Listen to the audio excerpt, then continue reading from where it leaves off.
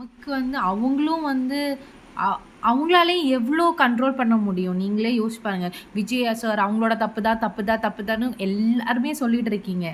அது எப்படி எனக்கு புரிய மாட்டேங்குது. அவங்க வந்து மேக்ஸிமம் சொல்றாங்க, இந்த மாதிரி ரொம்ப ரஷ் கூட்டாதீங்க. வயசானவங்கள கொண்டு வராதீங்க, சின்ன பசங்கள கொண்டு வராதீங்கன்னு சொல்றாங்க.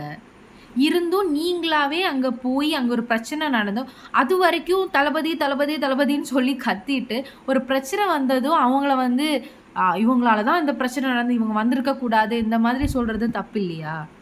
ஸோ நான் என்ன சொல்றேன்னா, நான் இப்போ இப்ப இறந்தவங்களையும் அது வந்து கொஞ்சம் கஷ்டமா தான் இருக்கு. பட் எனக்கு வீடியோஸ் இதெல்லாம் பார்த்துட்டு எனக்கும் அது ஒரு மாதிரி தான் ஃபீல் ஆகுது. லைக் ஸோ நம்ம லைஃப்ப சேஃபா பார்த்துக்கணும். அது என்னவா இருந்தாலும் நம்ம ஓகே அதெல்லாம் நமக்கு அவங்கள புடிக்கும் எல்லாம் சரிதான். பட் அதுக்குன்னு நம்ம லைஃப் நமக்கு எப்பவுமே இம்பார்ட்டன்ட் தான். ஸோ ஆ கவர்மெண்ட்டா இருந்தாலும் சரி, நீங்க வந்து இதெல்லாம் கொஞ்சம் பார்த்து பத்திரமா பார்க்கணும்.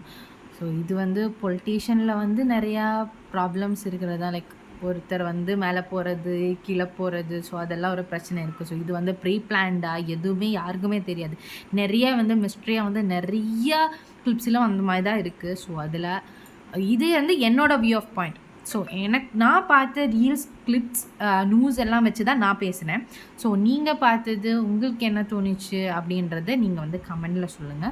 ஸோ அதுக்கப்புறமா நெக்ஸ்ட் வீடியோல பார்க்கலாம்.